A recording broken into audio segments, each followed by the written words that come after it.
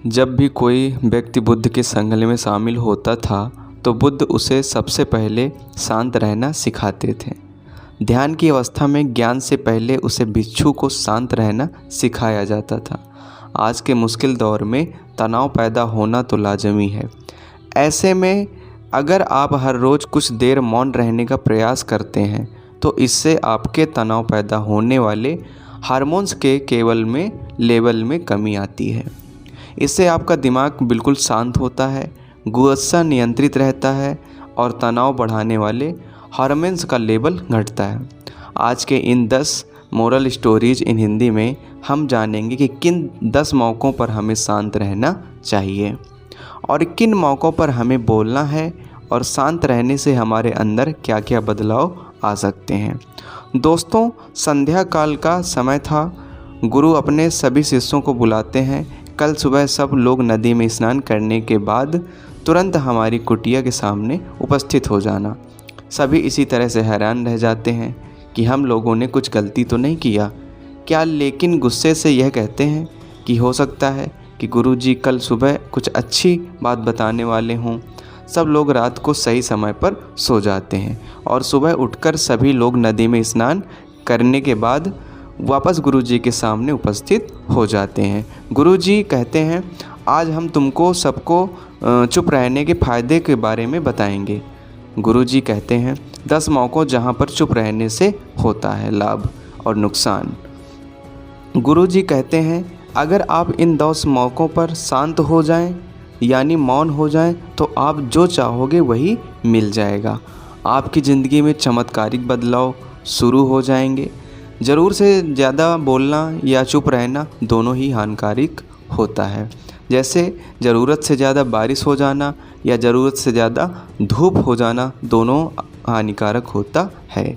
गुरुजी कहते हैं कि पहला ऐसा मौका जहाँ पर व्यक्ति को चुप रहना चाहिए, बिना तथ्य के ना बोलें। गुरुजी ने कहा, अगर आपके पास कोई तथ्य नहीं है तो वहाँ चुप रहने में ही भलाई है। चुप बैठने से दिमाग में कई कोशिकाओं का निर्माण होता है और इससे ज्ञान की वृद्धि होती है। बोलने में भलाई वही है जहां आपको किसी चीज़ के बारे में पूरा ज्ञान हो। अगर आप बिना तथ्य के बोलते हैं या फिर बिना वजह के बोलते हैं तो आपका वहां पे मजाक बन सकता है। अगर आपके पास पर्याप्त जानकारी नहीं है, ऐसी जगह पर बोलने से आपका मजाक तो बनेगा रहेगा, साथ ही लोगों का भरोसा भी आपसे उठने लगेगा। इसलिए ऐसी जगह पर शांत रहो जहां तुम्हें पता ना हो कि क्या बोलना है या क्या नहीं। कई बार कुछ लोग ऐसे होते हैं जो हर जगह अपनी उपस्थिति बताने लगता है। उन्हें पता नहीं होता कि हमें क्या बोलना है, लेकिन फिर भी बोलते जाते हैं और फिर बाद में दूसरे लोग उनके जान के बाद उनका मजाक उड़ाते हैं। जब तक आपको उसे तथ्य के बारे में अच्छा ज्ञान नहीं है, उसके बारे में पता नहीं है, तो वहाँ चुप रहना ही सबसे समझदारी की बात होती है। गुरुजी ने कहा, दूसरा ऐसा मौका जहाँ पर व्यक्ति को चुप रहना चाहिए। शब्दों से ना ठेस ना पहुँचे। अगर आपके शब्द किसी को मानसिक ठेस पहुँच रहे हैं या पहुँचा रहे हैं तो वहाँ चुप हो जाना चाहिए। कमज़ोर व्यक्ति के बारे में कुछ भी बोलकर आप महान नहीं बन सकते हैं। महान आप किसी कमज़ोर व्यक्ति का साथ देने से बनेंगे। कई बार ऐसा होता है कि कुछ लोग अपने छोटे व्यक्ति को भला बुरा कहते रहते हैं। सामने वाला इंसान तो कद से छोटा और आपस में छोटा ही होता है। वह आपको कुछ नहीं बोलेगा, लेकिन आप उसकी नज़रों में गिरते चले जाएंगे। हो सकता है कि कल वह भी आपसे पद में बड़ा हो जाए। पद में आपसे जब वह बड़ा हो जाएगा तो आज वो रवैया आपका उसके साथ है। आने वाले समय में वह भी आपके साथ वैसा ही करेगा जैसा आपने उसके साथ किया है। बड़ा बनना है तो अपने से छोटे लोगों का इज्जत भी करना सीखें और साथ ही साथ बड़े लोगों का भी सम्मान करना सीखें। लोगों को लगता है कि अगर अकड़ कर बोलेंगे और सामने वाले को नीचा गिराने की कोशिश करेंगे तो वह बड़े बन जाएंगे, पर ऐसा नहीं होता। वो उन लोगों की भूल होती है। बड़े होने की बजाय आप उसकी नज़रों में गिरते चले जाएंगे। गुरुजी ने आगे कहा, इसलिए शिष्यों तुम सब भी बोलना आदर भाव से बोली बोलना ताकि तुम्हारी बात लोगों को अच्छी लगे। बोलने में भाई, बहन, माता, पिता, मित्र इत्यादि शब्दों का इस्तेमाल ज़रूर करना। इससे तुम्हारी मान प्रतिष्ठा तो बढ़ेगी ही, साथ ही साथ लोगों की नज़रों में तुम समझदार व्यक्ति बनते जाओगे। गुरु ने आगे कहा, तीसरा मौका जहाँ पर व्यक्ति को चुप रहना चाहिए।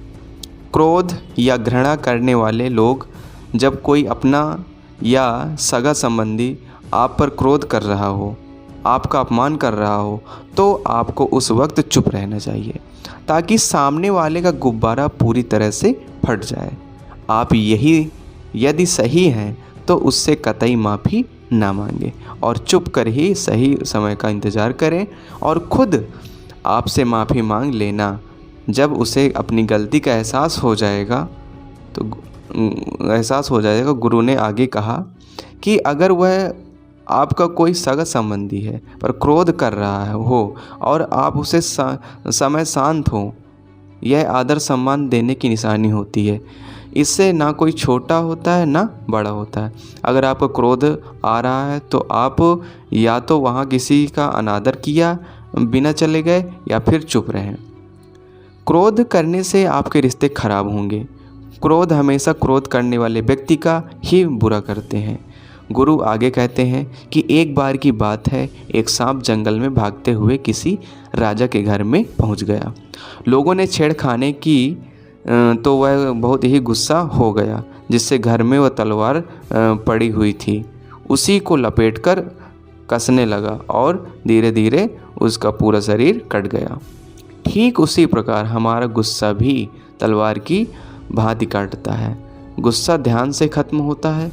प्रतिदिन अगर आप ध्यान की मुद्रा में बैठें तो आपका गुस्सा आपके नियंत्रण में रहेगा। गुरु आगे कहते हैं कि यह तो तरीका है कि आप प्रतिदिन ध्यान का अभ्यास करें। इससे आपके शरीर में जो हार्मोन्स गुस्सा को बढ़ावा देते हैं वह हम तुम्हारे नियंत्रण में रहेंगे, जिससे शरीर गुस्से पर आसानी से काबू पा लेगा। लेकिन एक तरीका यह भी है कि जब भी आपको गुस्सा आए तो आप यह समझने का प्रयास करो कि क्या मेरा गुस्सा जायज़ है या नहीं, हमें वहाँ पर बोलना चाहिए या नहीं।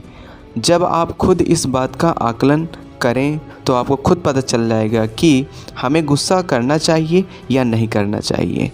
आपको गुस्सा आ रहा है तो वहाँ आप हटने का प्रयास करिए, दूर चले जाइए और धीरे धीरे समय के साथ आपका दिमाग शांत हो जाएगा।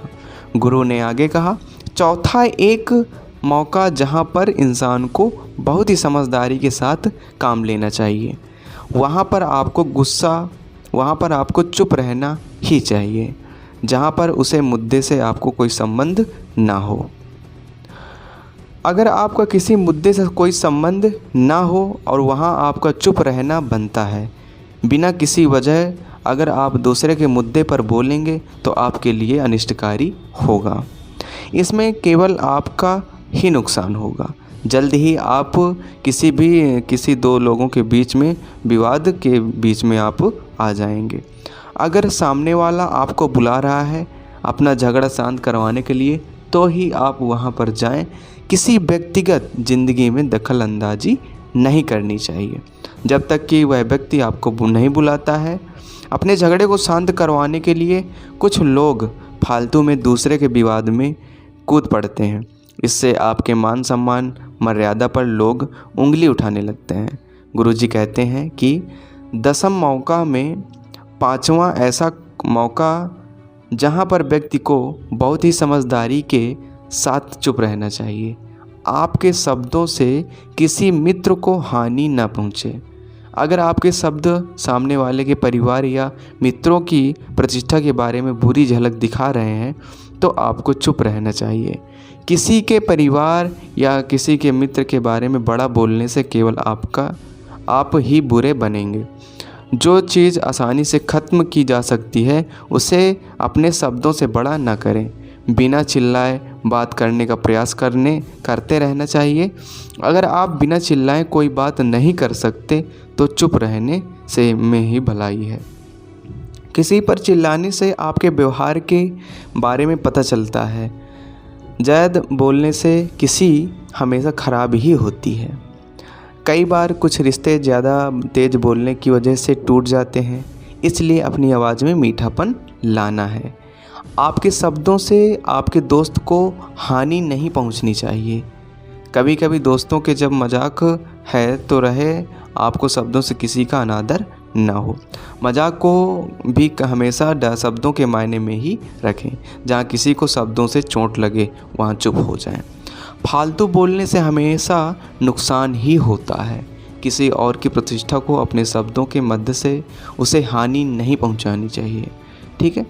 यदि आपके शब्दों से किसी और की ठेस पहुंच रही है तो वहां आपको चुप हो जाना चाहिए। जब कोई आपके सामने नहीं है तो आप उसे व्यक्ति के रूप बुरे बुरे शब्द किसी तीसरे व्यक्ति के सामने ना बोलें।